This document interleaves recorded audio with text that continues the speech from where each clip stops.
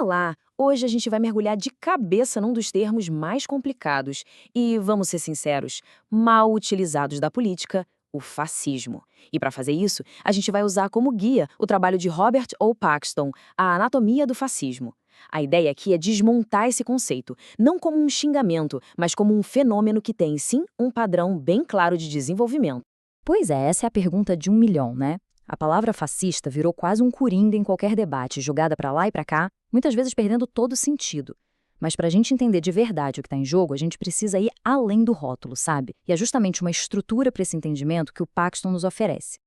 Ok, vamos direto ao ponto. A ideia central do Paxton é uma verdadeira virada de chave. Ele diz o seguinte: esqueça a ideia de que o fascismo é uma doutrina política redondinha, como o liberalismo ou o socialismo. Não é. É muito mais útil entender o fascismo como um tipo de comportamento político. É uma série de ações e escolhas que foram feitas em momentos históricos bem específicos. Ou seja, o que define o fascismo não é o que os fascistas escreveram, mas o que eles fizeram. Então, vamos começar essa análise. A gente vai olhar para além do rótulo para entender como esse processo funciona na prática.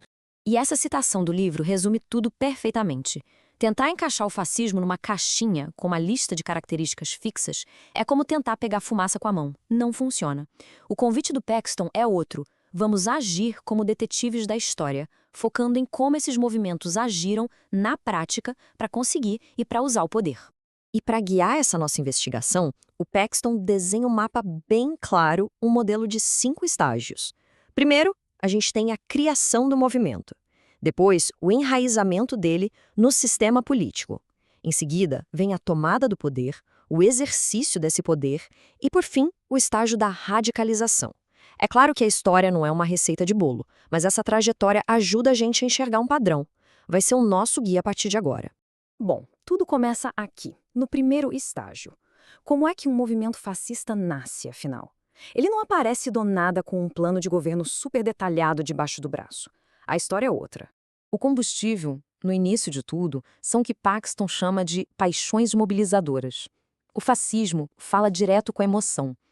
Ele se alimenta daquele sentimento coletivo de que a nação está decadente, de que foi humilhada ou traída e de que um grupo antes glorioso agora é uma vítima. A razão, os programas de governo, tudo isso vem bem depois. Primeiro, vem um apelo emocional. E essas emoções não brotam do nada, claro. Elas precisam de um terreno fértil. E que terreno é esse?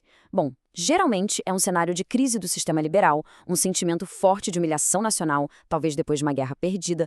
Adicione a isso governos que parecem paralisados, ineficazes e o ingrediente-chave, um medo muito grande da ascensão da esquerda. É nesse caldeirão que a semente do fascismo costuma germinar. Ok, uma vez que o movimento nasceu, ele precisa passar para o segundo estágio, criar raízes. Ele tem que deixar de ser só um grupo de militantes para se tornar um player político de verdade. E é aí que ele se organiza como partido, disputa eleições, mesmo que perca, ele ganha visibilidade, ganha uma plataforma. Ele vai, aos poucos, se normalizando. E é esse processo que leva ao terceiro e decisivo estágio, a chegada ao poder. E aqui tem uma distinção que o Paxton faz que é fundamental para a gente entender o resto. Fascistas não são só conservadores mais exaltados, é diferente. Um conservador tradicional, no geral, quer manter a ordem, preservar as hierarquias e as instituições como elas são. Já os fascistas são, na verdade, revolucionários. Eles não querem consertar o sistema, eles querem destruir a ordem liberal para construir uma coisa totalmente nova e usam a energia das massas como a principal ferramenta para isso. E aqui está o pulo do gato. Segundo Paxton, é muito raro o movimento fascista tomar o poder na marra, num golpe clássico. O momento decisivo, quase sempre, é quando as elites conservadoras, grandes empresários, militares, políticos tradicionais, decidem fazer uma aliança. Eles enxergam nos fascistas uma arma útil para barrar a esquerda e calculam que, uma vez no governo, vão conseguir domesticar o movimento.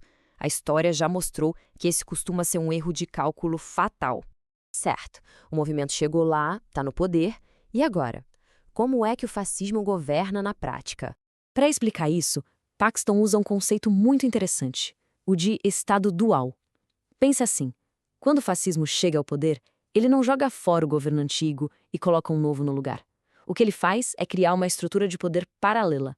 As instituições de sempre, polícia, tribunais, exército, continuam lá, mas agora elas têm que competir com as organizações do partido, as milícias, os grupos de jovens, os sindicatos fascistas. E é essa tensão, essa briga constante entre o partido e o Estado, que se torna o verdadeiro motor do regime. E essa tensão toda, essa disputa interna pelo poder, acaba levando o regime, quase que inevitavelmente, para a fase final do processo. É o que o Paxton chama de radicalização. O que a gente vê aqui é que o sistema não fica parado.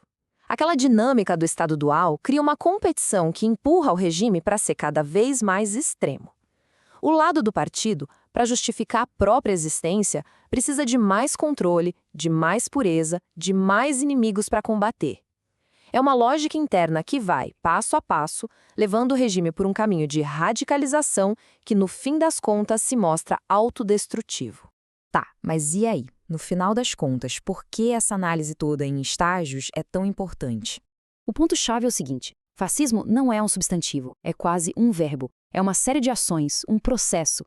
Quando a gente entende isso, a gente para de procurar uma essência fascista e começa a reconhecer padrões de comportamento.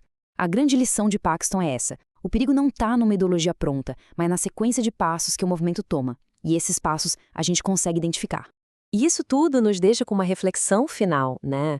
Será que, com essa anatomia do fascismo em mãos, a gente consegue olhar para o mundo de hoje e entender melhor certas dinâmicas políticas? A análise de Paxton não serve para a gente sair colando rótulos por aí, mas para dar uma ferramenta de análise muito mais poderosa. Uma ferramenta para entender